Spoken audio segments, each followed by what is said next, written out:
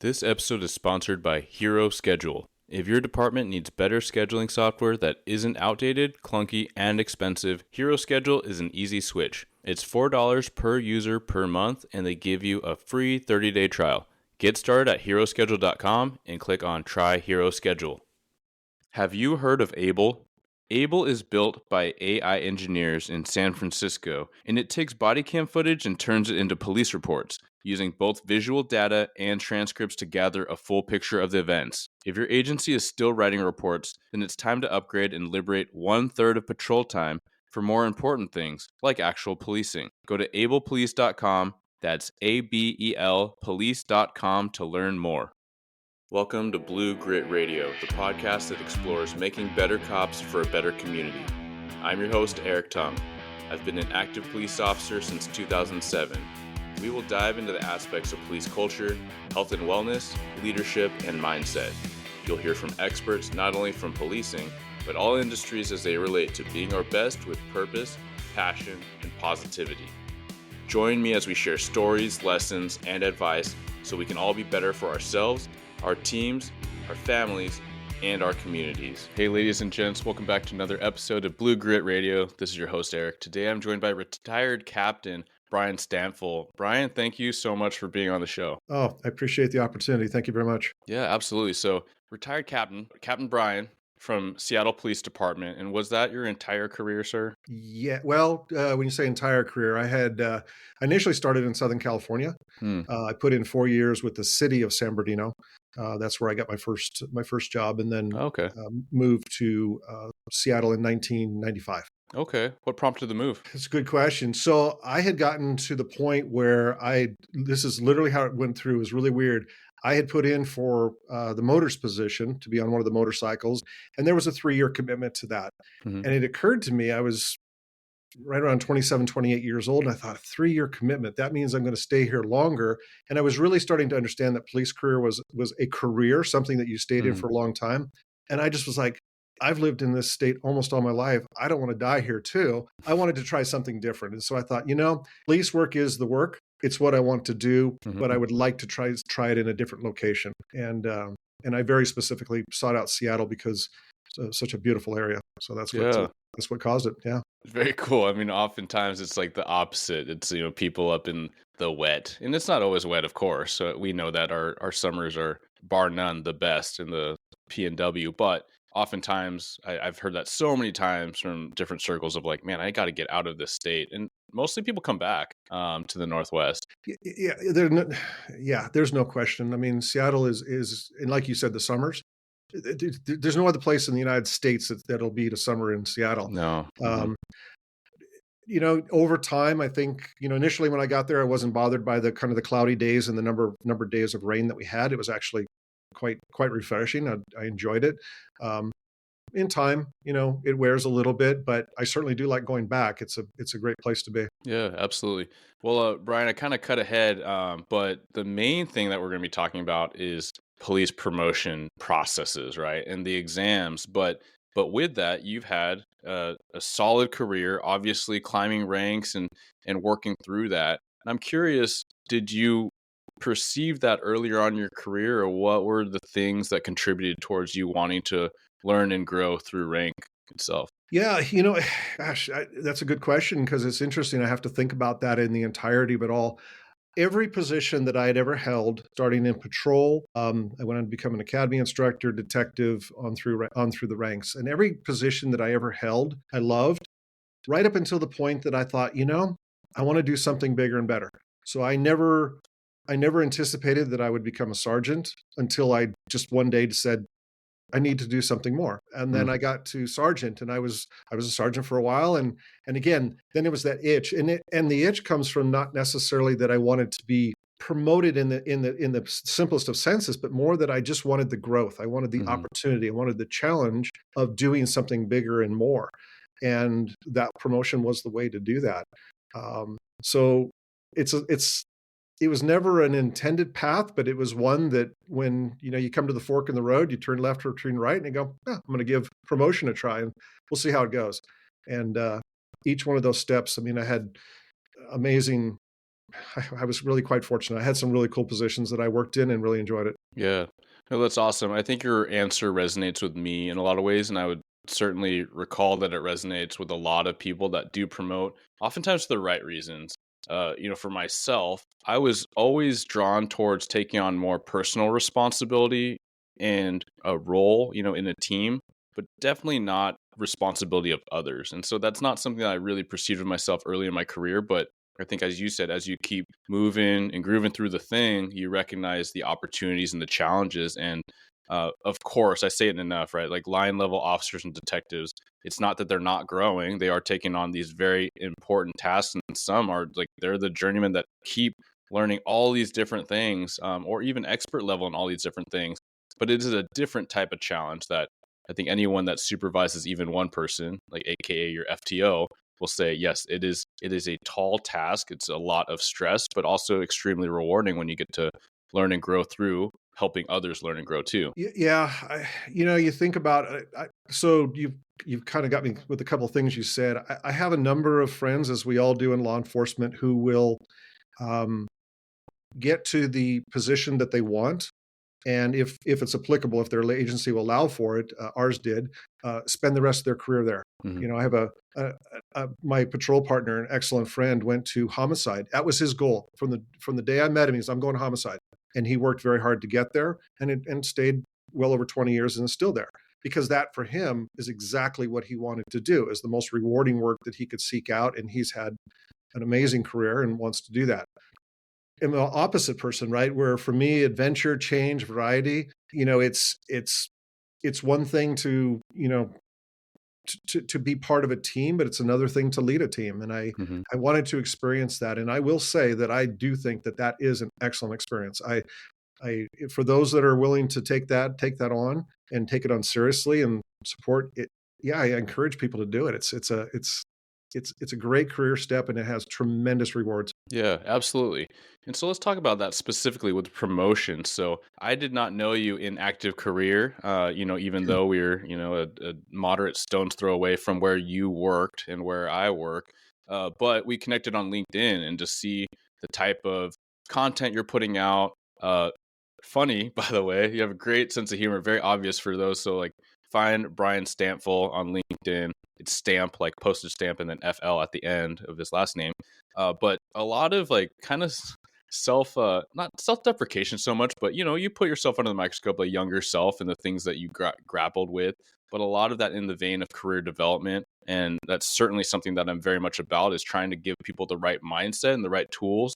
Um, Shout out, like no hiding it, but I talk about my hiring guide and my promotional guide, but also you offer a lot of coaching, and so that's where I really did want to feature you because of the things that you put out. And I know that something I say or offer may hit a totally different way than something that Brian is saying and offering, and having your own experiences and working directly with people. I just wanted to showcase that and be able to share some of these insights so that people listening in can take that on for themselves. Yeah.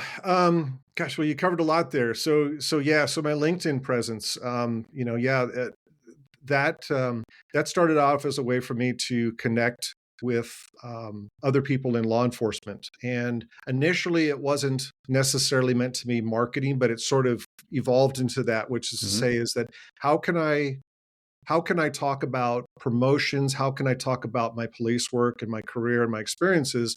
And at the same time, just sort of make the awareness that I do provide a service. So Yeah. I'm not advertising that, but I mean, I ultimately, it's like you can like what I do, you know interact with what I do, but just be aware that if you Yeah. need it, I have this available. I love that. Um, yeah, and I think that it's been really interesting for me because I've met a lot of people, and the benefit has not been necessarily the marketing, but the networking that has occurred. Mm-hmm. I've actually had two offers for teaching, um, which was like really wow, okay, Yeah, that's people cool. reach out. I've had other requests for other kinds of business related things, which was unexpected to me, but very appreciative. Yeah. So and but that's the LinkedIn side, and I appreciate you, recognizing the humor in that. And if I can real quick touch on why I do that. Yeah. Yeah. Please.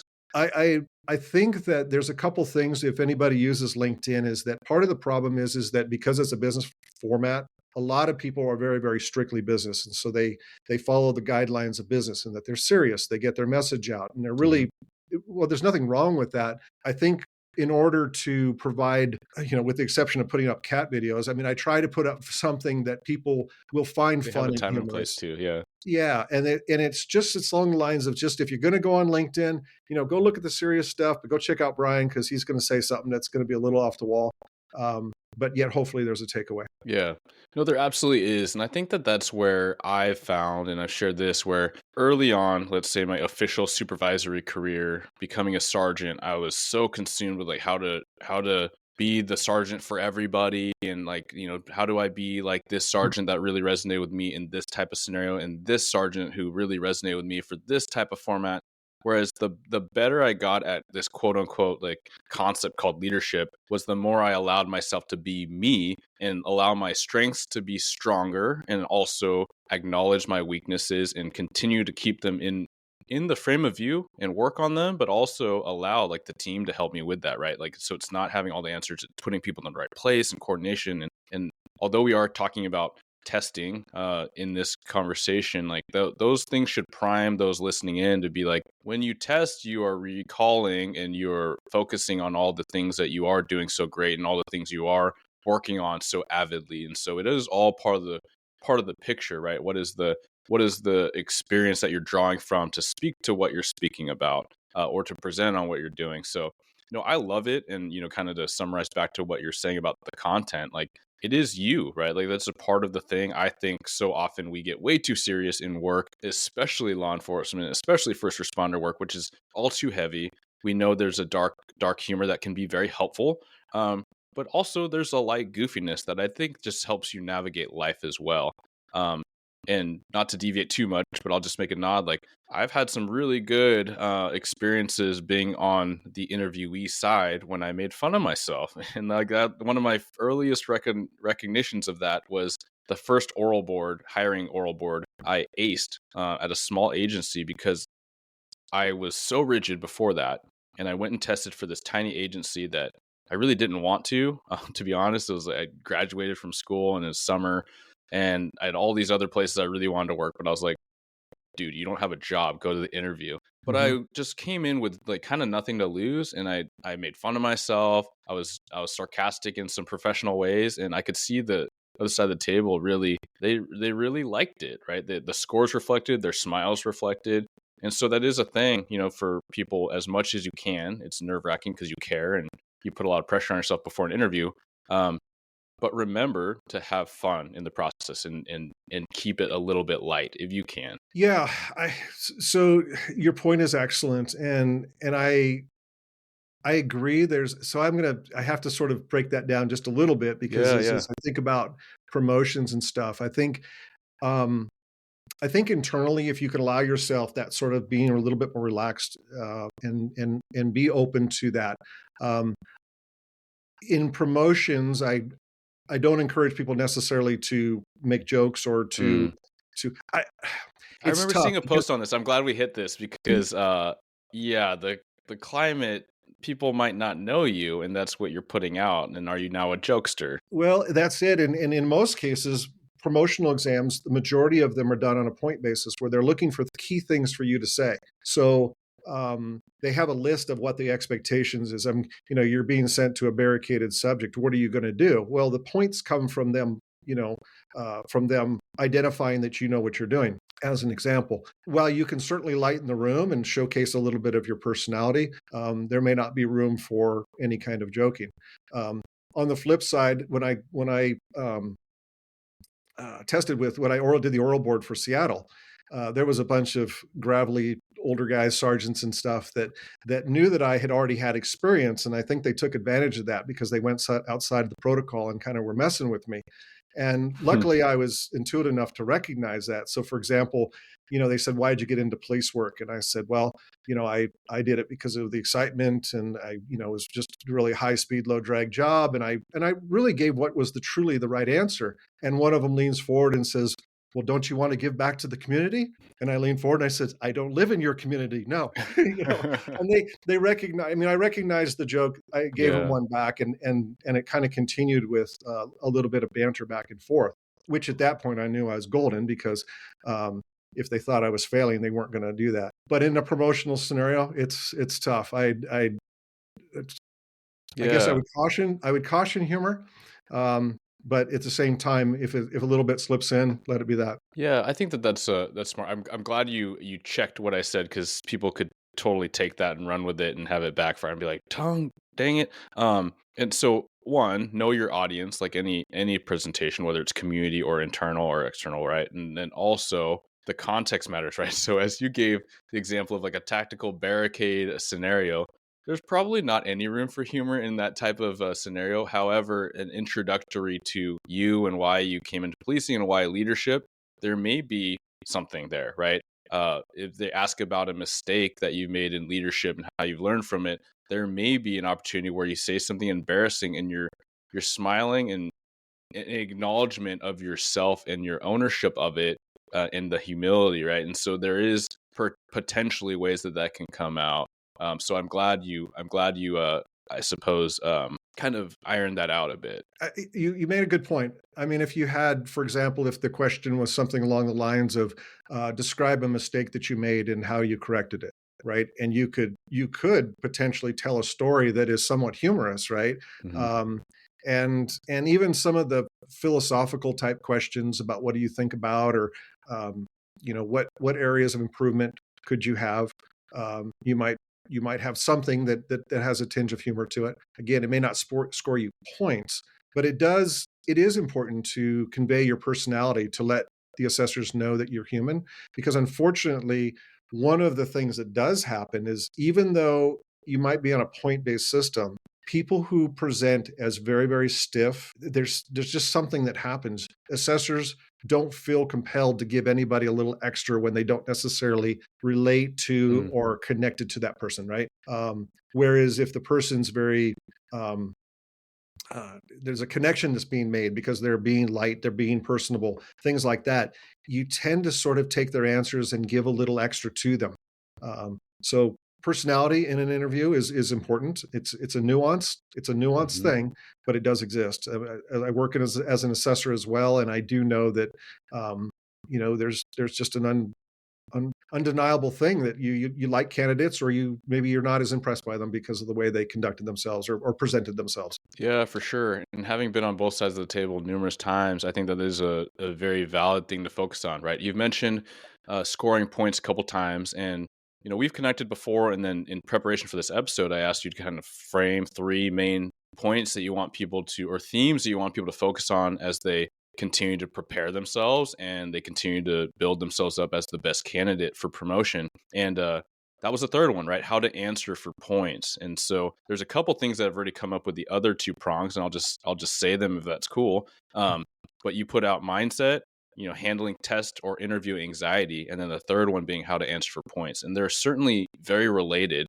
And so even like the not taking yourself so seriously and humanizing yourself, like not being stiff, for me that goes a lot with anxiety. And even if we take it out of policing, we recognize there's so many. If you just look for interview tips, videos, podcasts, whatever, right? Just your blogs, there's going to be so many things about making eye contact, firm handshake, smiling, right? And so that's been a literal note I put in my phone before certain interviews, which is to smile, because I know this about myself. I know that when I get really focused and I can kind of have this like, RBF, like this resting bro face, as I like to rebrand it, but I get intense looking, and my daughter Mhm. calls it serious, and it scares her sometimes. But where I'm just like kind of my expression's really deadpan.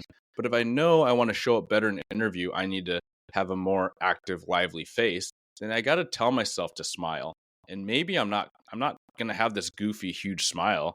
It's probably gonna kind of counterbalance to like a gentle, kind of I guess an alert face, a little bit of a smile. It's not like I'm gonna be grinning ear to ear during my whole thing, being all awkward and goofy. So gosh, you've touched on a lot of things. So I have that habit of just saying, like, just yeah, throwing a lot of stuff it's at just you. it was the shotgun of oh my gosh, which pellet do I run with? But either way, in any case, here's my thought about that.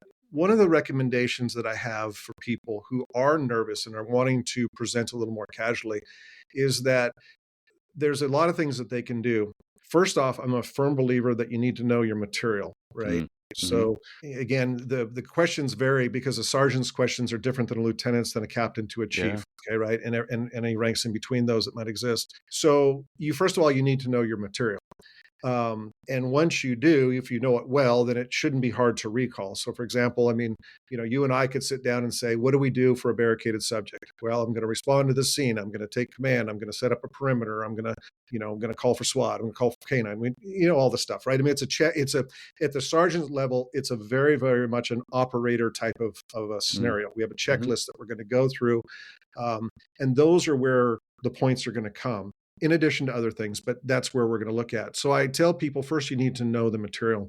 When you get into the higher ranks, it becomes a little more nuanced. So, for example, I'll give you an example of a question and how you can resolve it is that, okay, Lieutenant, you are going to attend a community meeting, and the community meeting is very upset over drug dealing on Main Street in front of Smith's Market.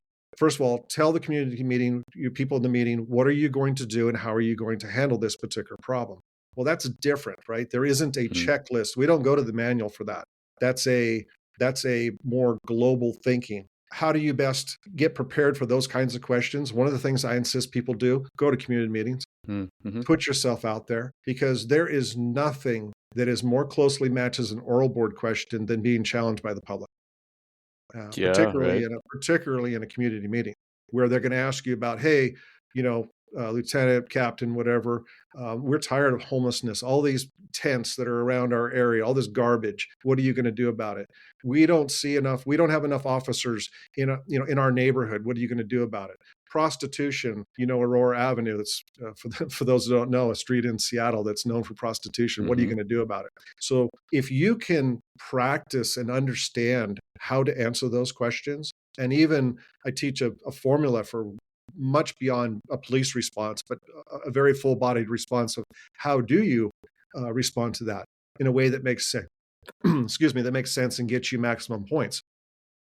Um, so it's the practice that comes in. Yeah. Um, it, I want to say, so this is the other thing too, and this is kind of an interesting point too. The other kind of practice, and this is the one that makes people uncomfortable, is to actually, I'll just say, is sort of talking to yourself and role playing with yourself. Yeah. Yeah. Um, I've been called out by my kids in the car because I sometimes forget they're back there, and I'll Dad, who are you talking to? And it's like, nobody, But in fact, what I've done is I've formulated questions in my head and I've begun to answer them in a Mm. way to practice. Yeah. I like a lot of the points you said, and so I'm gonna echo back what you said. Man, I got to pick what to talk about because you put out a lot of good things, and a few things that come to mind are, even in the two prompts, right? The tactical one for a sergeant or the community meeting for a command level officer like a lieutenant for that test. We can all think of the things we want to say, but unless you rehearse, you're not going to frame it well, right? And so much of public speaking, because I'm actively learning about it to do my job better and to do this podcast and speak better, is learning about it. And just like every great speech or every great response you've ever heard, you are told by the speaker where you're going to go with it, right? So to kind of introduce it, right? Just like a paper, like when you write a research paper or a short story or something, you're going to introduce it like an introduction. So, yes, in a tactical response, I know these are the priorities and this is what governs my decision making. And then you start into the thing. You don't just rattle things off. Same for the community meeting, right? And so, how you're better able to frame that and knowing the material is saying, I understand this is a huge challenge for us in this community. Having been to community meetings and hearing your grievances and seeing this as an officer grappling with these challenges, and you go da da da da da, then you're laying the framework so that now the audience is like, oh, okay, I see where and I hear where he or she is coming from, and now he or she is going to take me on this path, outlining all the prongs and things that they intend to do, but also why they intend to do it. And so that's kind of what comes to mind is like what makes sense, in conjunction with you just outlining like, hey, this is the difference of how people are going to receive your answer. or if they're going to receive your answer. Yeah, and you actually built a better response than even I did. So you would set up basically a format, if you will, a formula for responding. And I don't like to use formulas because sometimes memorizing them is difficult. But we do have to get into, like for example, the community meeting with the drug dealing. You know, I recognize that this is a serious situation. We have to acknowledge the problem, right?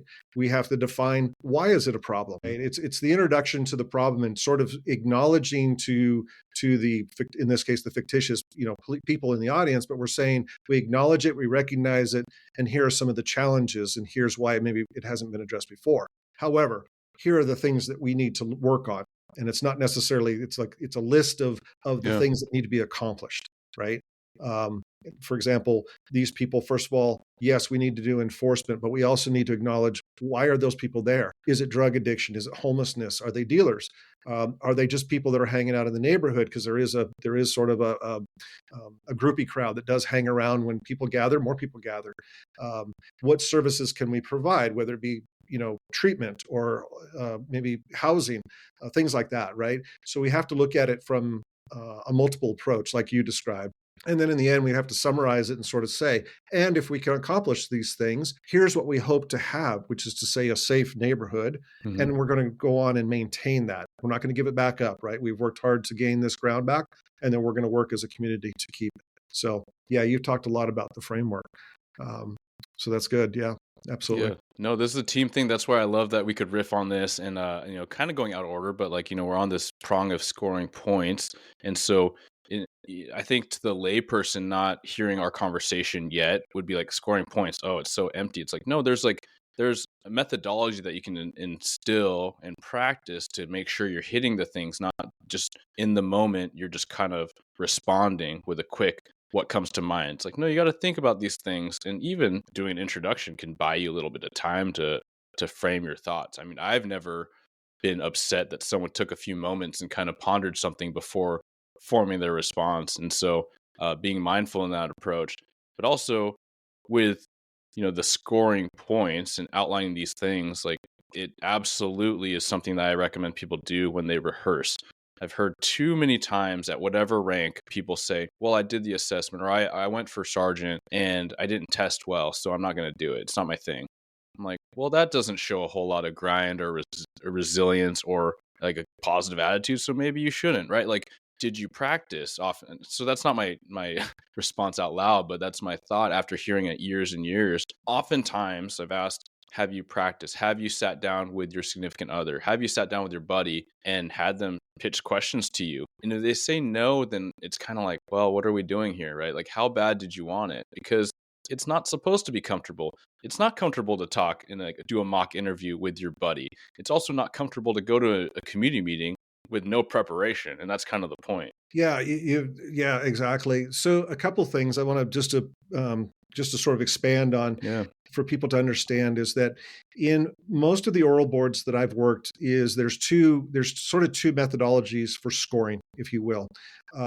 Many smaller agencies may not use a scoring system where instead what they do is they allow the assessors to take their experience and simply listen to the answers, and the assessors will then give an overall sort of review of that particular candidate. So they may not have an expectation of like the checklist of things, but their questions may not elicit those kinds of responses anyways. It may be more philosophical, like how do you think about leadership? How do you deal with morale? Things like that. So that's one way. See that a little bit more with smaller agencies. Larger agencies tend to go with the scoring, in which there is an expectation. And so for sergeant, it might be more operator level type stuff where Hmm. you need to set up a perimeter, you need to call for SWAT, things like that. Yeah. Those are hardcore answers that can't be denied. Whereas when you get up through the ranks a little bit, they're a little bit more nuanced. So the expectation would be that the applicant or the candidate outlined a thoughtful response to dealing with this crime problem, Mm-hmm. right? And gave 5 solid sort of actionable steps, if you will. So it might be something like that. So those are the two general systems. There's others, but they're so rare it's not worth mentioning. And those are the two that you're gonna look for. yeah, so that's kind of how. And I have to be honest, I forgot the other half of what you were saying. I was gonna No, had another point there. I'm glad you went there because that was my next note was like kind of walking through what the scoring could look like so people can conceptualize and think about like how to approach it, right? So kind of to recap on what Brian said, there might be like a literal rubric where it's communication skills and then it might have in parentheses like speaks clearly with confidence. And so then it's, kind of nudging to the assessor, okay, this person was confident and competent in the response. I'm going to give them a 4.5 out of 5. And then the next thing might be process or steps taken. And it might have examples like on the barricade saying, get containment, make sure we're evacuating all other, kind of bystanders from the area, resources like a hostage negotiator. It might actually be spelled out from the agency wanting the assessors, who are usually external, hopefully external, for objectivity, to basically say, okay, bing, bing, bing, we got all these things 5 out of 5 because I literally crossed everything off of the list as the person is talking. Whereas the other example might be more in sum, right? And I've also seen those types of rubrics where it might just be the whole exercise, but suggesting some things that they want the candidate to cover, right? Community concerns, follow up. These might be kind of general things. But that is another thing, we talked about how to intro into your response, how to exit out. And that's such a common thing where you see it in entry level and promotion where people don't really finish their answer with what do you intend to do, kind of the follow up thing. So yeah, definitely a lot of things for people to think about. So you make a real good point, and I'm going to go back to the sergeant side because I do think that as the higher ranks they're different. But when you Mhm. have, for example, and the tactical scenario is such an easy one to discuss because most agencies at the sergeant level will have something: Yeah. active shooter, barricaded subject, whatever. Um, One of the things, so we've talked about is that there's an expectation for them to understand sort of the operational steps. One of the things that I teach, and this is going to be the gold for anybody that's listening, if you're taking a test coming up, is that one of the other sort of possible points it's not often discussed is that there is a lot of leeway for the assessor to take something that you said that no one else did, or something that was rather unique that they thought was important. So they give them the option to say, you can get extra points by saying things that are sort of outside of the Hmm. expectations. And the way you do this, and the way that I've encouraged my clients to do this, is that if you're going to go through the checklist, don't just say, I'll show up, take command, set up a perimeter. I would offer that, what if you put in there, why? Why Mm. do you do that? Yes. Yeah. Why do we set up a perimeter? Well, we set up a perimeter to establish a clear line between where the event is occurring. It keeps the public out, lets them know that some sort of operation is going. It provides safety to the community. You could go on and explain, Yeah. why do you do that? Okay, well, I'm going to establish command. Why? Why do you do that? Yeah. Well, I'm What going to does let it my guys mean? know that I'm there. Yeah. Hmm. I'm the sergeant. I'm in charge. I want to make sure that everyone knows that somebody of command is here, is taking control of the scene, and is going to give the directions. And I want them to know it's me. So you could do that with every single one of those steps, and suddenly you're going to have this very robust answer. Because if you just go through and hit all the points, you've got 3 minutes to do it, you're going to have 2 minutes left over sitting there with nothing Mm. to do. Yeah. Whereas you can expand your answer. And then I also encourage and this is true for all the ranks, is that you have to also answer the question, and I think it's about upward leadership. It's like, why is it that your position as a sergeant is important? Okay, how much more responsibility do you have?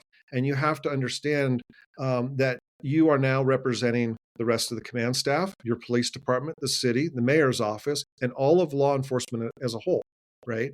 So you could actually address that by saying or answering the question, what if I don't do any of this correctly? What is the outcome for me to Mm. screw this all up? If I completely tube my job and don't set up a perimeter, don't take command, don't do all these things, what are the ramifications? And if you start talking about that from a large scale responsibility component, you're going to get a whole new slew of discussion points.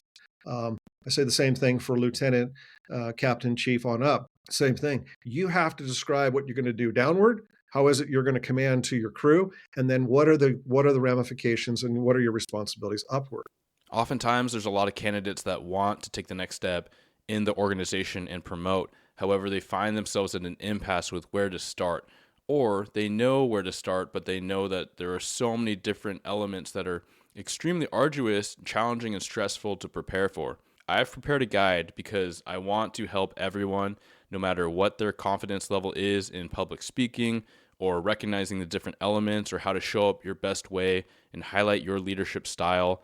A lot of times, those folks know exactly what it takes to be a leader because they do it at the line level. However, they are surpassed by those that simply test better, have the gift of the gab, whether or not they actually can put anything behind it, or they've taken the test so many times that they've slowly edged their way up that list and eventually may be in striking zone for a promotion.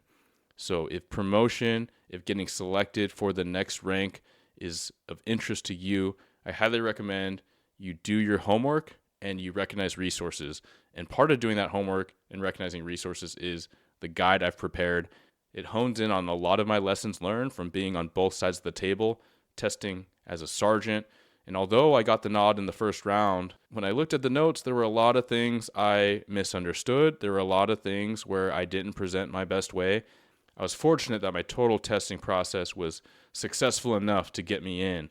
And then for commander, doing that internal process and external process, seeing some dramatic differences, coming out on top of both processes. However, learning again, when I looked at the notes, there was so much that I left on the table or so much that I misrepresented myself or I didn't convey what I had intended to the assessor. So with all those lessons learned, breaking down the common test components, and also, arguably more importantly, how you identify, define, and prepare your own leadership philosophy that you can not only take into the test, but you can take into your day-to-day interactions with your team, your peers, your subordinates, and your leaders, right? Because leading up is a critical part of organizational development and culture as well. So for more on the guide, you can find it at bluegritwellness.com. That's the promotional guide at bluegritwellness.com/shop.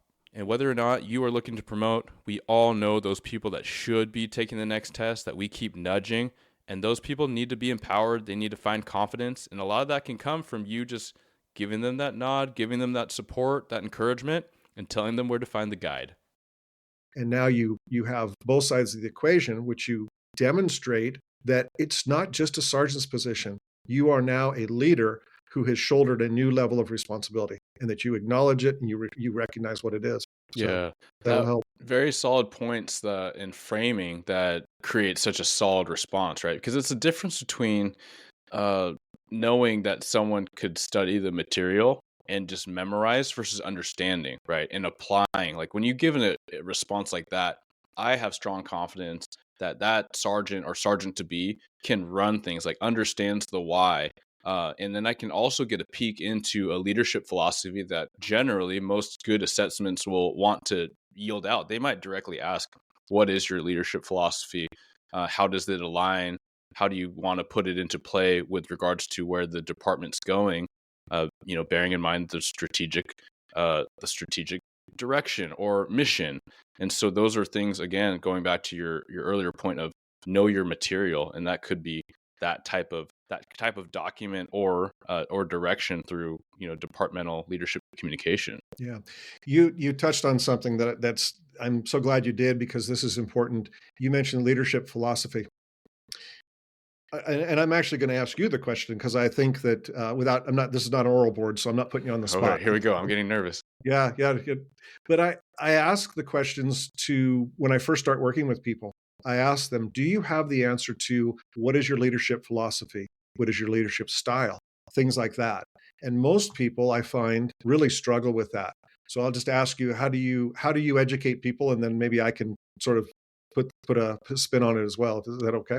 Yeah. Are you asking me mine, or how I would nudge and encourage people to define their own? How would you get people to define their own? Yeah. I like to invite people to literally write down. Like that's a lot of my times I say, hey, reflect on, and hey, that means actually write this down or type this out. But talk about why, or explore why they became a cop and why they want to be a leader. And just that could be pretty freeform. But then in that, they'll probably recognize some themes or some keywords or virtues. And that's what I would ask next. Like, what are your values and virtues? Like what are the things that are non-negotiable for you, and what do you want to bring to teamwork? And there are going to be certain key phrases that it'll probably start to manifest in front of them, like what they really care about, why they really care about doing this job in this way. and then you just fill in the blanks, or you create a few sentences off of it, and it's basically like your mission statement to being a leader. This is excellent. Yeah, yeah, excellent. So I'm so pleased. Yeah, what you said is exactly what I really promote. One of the things, the mistakes that I see people make when it comes to leadership. So is well, okay. So first off, what is your leadership style? What is your leadership philosophy? How would you handle a squad which was suffering from low morale? Hmm. Those are all the same question. Once you recognize that morale, leadership, and how do you move people, how do you motivate people, all of those kinds of questions are really the same question. And you can formulate a single response, tailored ever so slightly at the time, but you need to be able to have that ready to go in the pipe. I have found that a lot of people will read leadership books or go to seminars or whatever. And I got to be honest with you, I discourage it. I'm not saying that these books aren't don't have value, but what you said, which is what resonates with me, is simply, what do you want in a leader? I want someone that shows up. I want someone to set expectations. I want them to give me the tools and the resources to do it. I want to be know when I'm doing right and when I'm doing wrong, corrected when necessary, and check in with me and support me. Oh my gosh, that's really pretty basic, but it's actually what people want. And if you can frame an answer around something as simple as that, and it doesn't have to be that. It could be that I want someone who helps me to plan out my career, somebody who meets with us periodically, and there's other people who are less so, but don't want as much contact. But the point being is that, like you said, you can map out your own. Um, because what I've seen is people oftentimes in the assessment will say, I'm a transformational leader, and I Mm. and I sit there and it's like, congratulations. What does that mean? I Yeah, know you got it out of a book because I that's read a it big too, word. Hmm. but I still couldn't tell you what it means, right? And they'll try to define it, and then what happens there is that they're actually trying to recall things they tried to memorize, Mm. as Yeah. opposed to speaking from the heart about what they truly want. Um, Big difference. I mean, and again, you can see, you can yell out extreme ownership. It's like, congratulations. Yeah. What Good. does that mean? Hmm. Um, and while, by the way, that's of all the books, Jocko's book is probably the best book on leadership that I've ever read. Not because it's groundbreaking. It's because it's a return to the basics. Mm. His 10 leadership steps are so fundamental that it gets back to the basics. And I don't mean to continue to rant on this, but I have been in leadership courses where I was given, there's like a pyramid of thought process for leadership. There's a matrix, which if this happens, put it through this system and here's your answer. And all of it is so complex. None of it makes sense. Mm. And the reality is, what do people want? They just want to know that you care. They Hmm. just want to know they're supported, and they want to know what they're supposed to do. Thank you. Yeah. Hmm. So, I love it, and there's a couple things. And one, because just going back to our main points, I want to uh, remind people that we actually have hit all of them in different ways. Right, knowing your material is going to reduce your anxiety. Rehearsing is going to reduce your anxiety. Knowing the test, knowing how to score points is going to reduce your anxiety. Mindset, that could be an umbrella over this whole conversation. Right, leadership philosophy is part of your mindset. How do you show up? Are you studying for the whole thing? Mindset, right? So we could really go in the weeds on all those things, but I want to help recognize that we have discussed all of them, and we're going to continue to do so as we kind of go into the latter kind of wrap up part of this conversation. But I love that you went there, because I think that some people would initially, and maybe a lot of leaders of rank would say, man, is he just telling you to throw away your leadership books and courses? I love that, because in a vacuum, they do nothing for you, right? It's just words and information. But how do you apply it? And I think that that's where I do appreciate. I like reading a lot of leadership material, because it helps me think about a different thing in a different context, right? And that you brought up Jocko's book, Extreme Ownership, Admiral McRaven's book. When you said the simplicity of Jocko, that's what I thought of. Wisdom of the Bullfrog, right? And he has there's very simple types of things that tell a story and give an example to what servant leadership might be, what mingling with your troops and hearing what their gripes are about, like these kind of very simple tenets of leadership or concepts. But sometimes it helps drive the point home. So I do agree with you in that we've all had, let's say, people with rank, manager types, whatever, supervisors technically. They can go to whatever leadership course, whether it's 3 weeks or whether it's 3 months. and they can be the exact same person. They just have some cool quotes. Or you could have someone that is playing with and trying these different concepts as they read something, or they're taught something by their mentor. They're like, okay, cool, I'm gonna try to apply that little nugget from that one book that one time into this interpersonal conflict thing. And that's what builds a leader. Is like, I've had this question come up so many times in just general career and conversations. It's like, can you teach someone how to be a leader?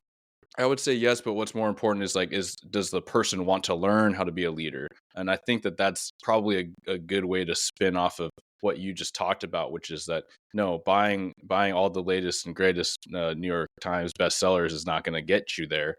It can help if you have the right mindset and desire. Yeah, and again, I don't mean to just dump on leadership. I mean, I'm sure there's some wonderful books that I maybe haven't read that I'm not familiar with, but when I get to the point where I read the book and I walk away and I go, okay, now what again? If it doesn't stick with me, then it's probably not a good. I mean, I don't know. It's like a lot of self-help, anything, right? I mean, if it just need we just need to get back to basics, and I believe Yeah. that to be the case.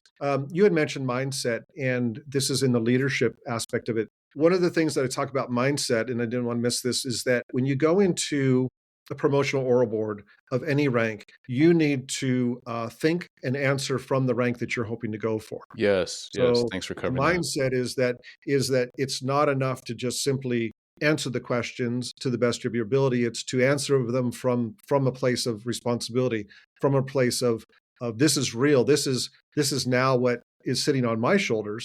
And if you can do that, I think the way you answer and the way you conduct yourself changes. So you want to be a lieutenant, you're a lieutenant when you walk in. You've already Mm. got the rank. How are you going to do this particular thing?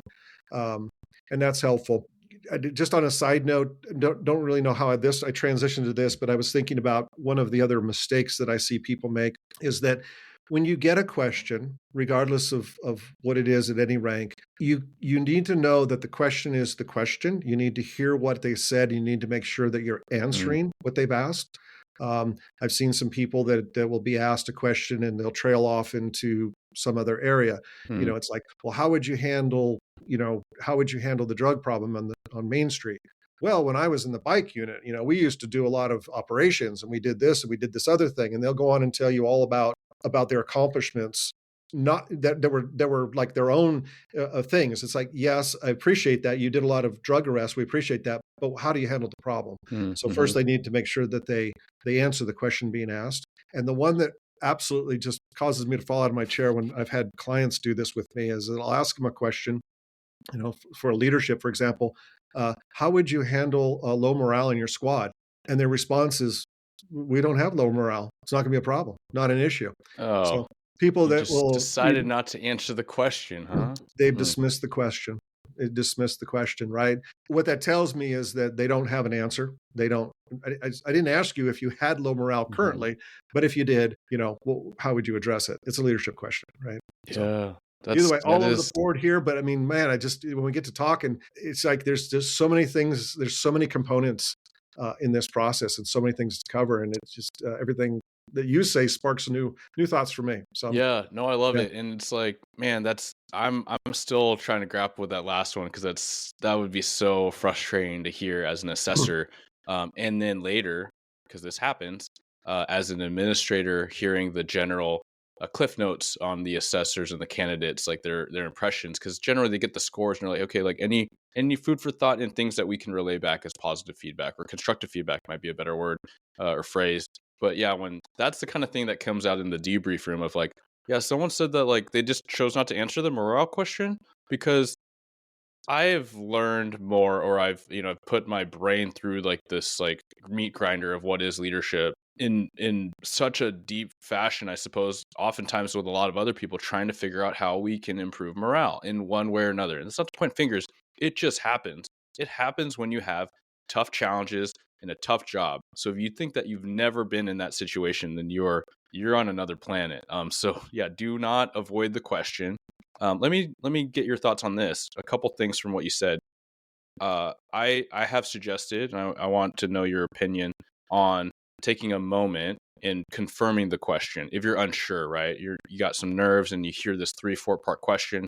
maybe you've answered two parts, and just to be like, do you mind repeating that last part? I just want to make sure I got the question right. Any thoughts on that? Yeah. So yes to that. If you find that and there are questions, right, where they'll have multiple pieces or multiple Mm-hmm. components. Um, you know, as example, your chief initiated is wanting to implement a new retail theft program where the officers are going to get involved doing a thing. Um, Sergeant A can't get their squad to do anything, and they refuse to do it, and Sergeant B doesn't think it's a good important program.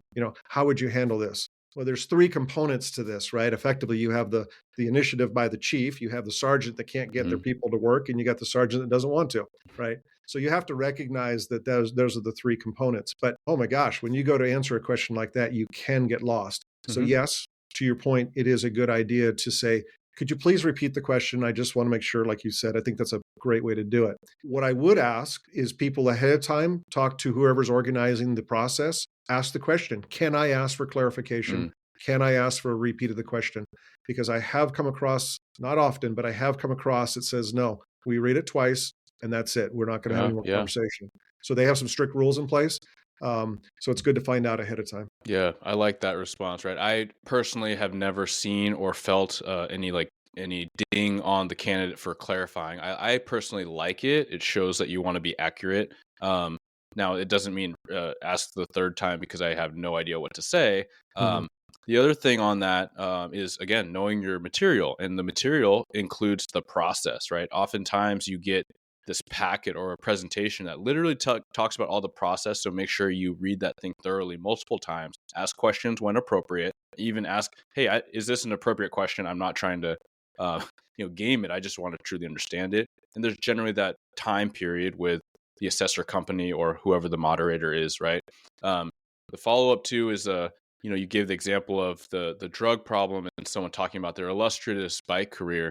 Um, there's a tangent there that can be relevant. I wonder what you think about bridging that answer, maybe part of the introduction to say, yes, this is something I've encountered numerous times. Like a quick tease, a quick dose of like, hey, I've been there and here's what I'm basing my credibility off of. And now I answer the question specifically. Thoughts on that? Yeah, that's fine. I mean, there's no reason that you can't insert a little bit of resume into your response, right? And particularly in a role playing hypothetical type of thing where you're in theory you're addressing a group of people. Um, yes, you could say, "Oh, I totally understand." During my time in the bike squad, we went out and we did a lot of these programs, and I have experience with that. But that's it. That's your snippet of insertion, right? It adds credibility to your answer to say, "Hey, I understand this because I've been dealing with it."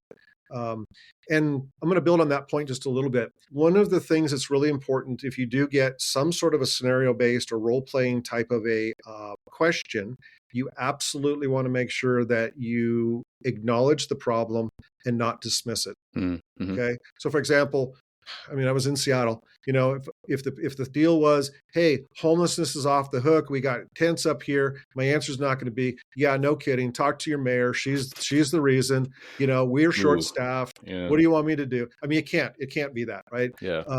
It is going to have to be the acknowledgement of, yes, we recognize that this is not an ideal situation. And we can say why. Because one, it's made the park unusable. It's created a dangerous situation. We know that crime is associated with these encampments that have occurred. And we too very desperately want to get this resolved because it's a benefit to us as a police department, you as a community, and really is all about public safety. I just pulled that out, right? So that's my Yeah, response. exactly. That's my response to that is I would never in an answer dismiss a question, disregard a question, or turn it back on them and go, yeah, I don't know what to tell you. You can't Which do would, that. yeah, Yeah. that would not be extreme ownership. Jocko No. would jump out of the book and smack you around for that one. It's you know what? It may be reality. It may be how you feel, but it's not appropriate for when you're trying to get promoted. It just isn't. And Mm, it's and unfortunately in law enforcement, it's not appropriate to push back onto a community with throwing up your hands. I mean, it has to always be about, it's always about progress. Yes, there are political things that occur that prevent us from doing their work. There are activist groups that prevent us from doing our work. There are laws that prevent us from doing our work. But the reality is, it's our jobs to find the workaround, and that's going to have to be reflective in your answers for promotion as well. Yeah. Please don't. I mean, this goes for the career. Let's not bring it into the if you might nod at it, that's one thing. But like, let's not spend time talking about all the things we can't or won't do in a promotion or even in a career, right? On a call for the officers out there or on follow up for a detective case. Like, let's focus on what we can do and what we intend to do, not what all the things and all the reasons why not. So no, that's a great point, and I think that it really just kind of is a good way to wrap everything. It's like, let's think about what the goal is and what maybe the perceived goal of the question being asked, and that's especially important for some of these processes that might give you an essay and a few days to work it out, or a short answer, like you're there sitting with a computer or a pad of paper, and they want you to frame your response and then you present it. Right. So think about not just what the question is, but what do you think they're trying to get at? And then again, as you said, put on the hat of the job you're going for. Right. You step into that arena. You are the LT now. You are the assistant chief. You are the captain. Give the captain's answer. Right. Act as if. And so, yeah, man, I love all the prongs you put out and how they all tie together to give people a lot to think about. And this is not simple stuff. Like, this is a lot of your career being on both sides of the table and now actively coaching people. Similarly for me, it's not just something where you listen to a podcast and you're like, cool, I know how to interview now. I know how to prep for the promotion. It takes work. It takes active work and, obviously potentially working with a mentor or a coach. Yeah, absolutely. I think for all the people that I've ever worked with, I don't know that I've ever worked with someone who was taking the test for the first time. They have to, it's like an oven or the stove top, right? They have to touch it to know that it's hot. Hmm. And it's the same thing to understand that the promotional process, it's not impossible, but possible, but it's not always intuitive either. And there are a few tips that you or myself can share with people to get them through that hump. And I think it's worth it. It's a bummer. I put out there on LinkedIn, I took the sergeant's test 4 times, right? I just didn't get it. I didn't get it, and it took me a real reflection and thought process and understanding to sort of break through that barrier. And once I did, it made lieutenant a little bit easier, captain even easier than that. And then as I became heavily involved in being an assessor, I was like, oh my gosh, there's an epiphany. It's like, I get it now. I understand. I can actually share with people how to do this. And it's been awesome. Yeah, no, I appreciate that share because I think we all active cops probably don't know a lot of people that have taken any type of test 4 times. Like, that shows a lot of being able to put yourself back in the grinder and being like, okay, what do I have to learn here? What do I have to learn here? And figuring that out, it shows resilience and it shows that ability to now teach from that experience. I've shared this a little bit, I think, more in writing than speaking, but yeah, I took the sergeant's test once, and I'm fortunate for that. Like, a very different dynamic than a huge agency like Seattle, but there's still quite a few people to test with. I did well enough to get promoted that first round. However, in looking at my notes, which I absolutely implore people to do, when you are able to look at through civil service, like, get that feedback, you're going to read some things. Like, I tested well enough, but really, like, my interviews were not great. My role playing was terrible. Luckily, my other factors carried me through with my score. But to read like how I came across and be like, "Ooh, that wasn't the goal at all," right? And so to be able to take that back and know for the next time, or just how I interact with people that don't know me, that's how I'm coming off. Well, that's not the goal, and so I can take that with me as an actual leader as I'm doing my job, my day to day, how they're picking up my communication, right? And so it is uncomfortable, which is exactly why we need to do it, because if people are taking time to write these notes down, my hope, and hopefully yours, is that you're going to go look at that, even if uncomfortable, especially if uncomfortable. Yeah, absolutely. I mean, every one of these is a learning lesson, and I encourage people to seek out people who have taken the test before, ask the questions, find a mentor, get a study partner. You mentioned the agency size. So, having worked in Seattle, it's a big agency. The average length of the number of people who who passed and were on the eligibility list was 125. So I never failed. I just never did well. I just Mm. compared to the other people I was around. So I'm thankful that you got through on the first try. That's Me awesome. too. Yeah, Yeah. that's very cool. Yeah. I wasn't wasn't gifted that way. Yeah, I I had to think work a through it. lot of preparation, if not the best execution, a ton of prep, like a lot of studying. And I'll say, like, even like you said, like practicing. Like I had a study buddy, and it was one of those things where like, man, I'd work for you. Yeah, I'd work for you too. Hey, let's go. Let's try to get number 1 and 2 on the Yeah, list. yeah, I take number 1, right? I'm calling it, right? So, yes, but all to say, it takes work, and so that'll get you a lot of the way. absolutely. Um, it does take work, and that's part of it. And part of what I think about with the coaching and the value of it, whether they reach out to you, me, or just get with friends or whatever the case is, that if a cycle of promotion is only every 2 years, you think about it. I don't always want to go right to financial, but there's a financial benefit to that you'll miss out. There's a leadership opportunity that you'll miss out. If you for Hmm. 2 years, you will be postponed until the next cycle, if that's what your agency does. And there's tremendous value there to include your future promotions, because you want to be a lieutenant, you got to get to sergeant. You want to go to some of the command schools. You want to be a chief. Whatever your goals are, um, it's the first step is necessary to get to the second. And again, I encourage people to do the research. Work with mentors, work with coaches, whatever it is you need to do, because whatever amount of either financial or time wise you put into it, it's unmeasurable later on when you think about the benefits of being a leader financially, the benefits to you in terms of if you're in a retirement system. I mean, all of it, it adds up. It's pretty good. Again, being a leader, being a sergeant, by the way, was the best position I ever held. Yeah, I I had feel like more everyone fun. says that. I don't disagree. I mean, it's Yeah.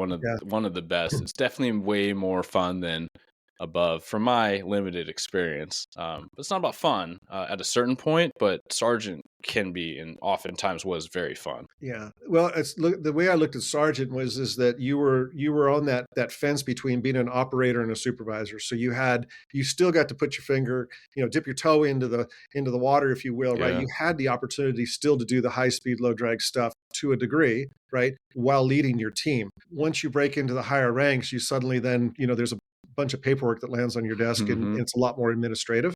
Hmm. Um, and so it takes out a lot of the fun. I'm not saying it's not rewarding. I'm not saying it's not important work. It's Exactly. just that you suddenly have this separation that occurs, and now you have to watch as your sergeants and your teams are doing the cool stuff. Yeah. So Yeah. again, still Absolutely. rewarding, but sergeant was best. Yeah, I love it.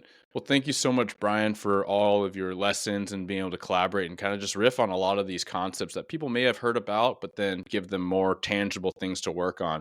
I've already said it. You can find my guide online, bluegritwellness.com, at the shop, but then please do follow Brian. And Brian, if you could just kind of give some closing remarks of where people can find you, what you offer.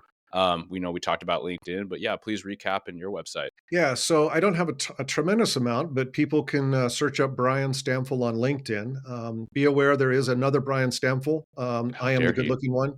I'm the one. Yeah, I'm the good-looking guy. Yeah. So just be aware that you read the profile and you'll see that I listed I'm from Seattle originally, and then I have brianstampfl.com, where I have a list of resources there. It's continuing to grow, and then my services available.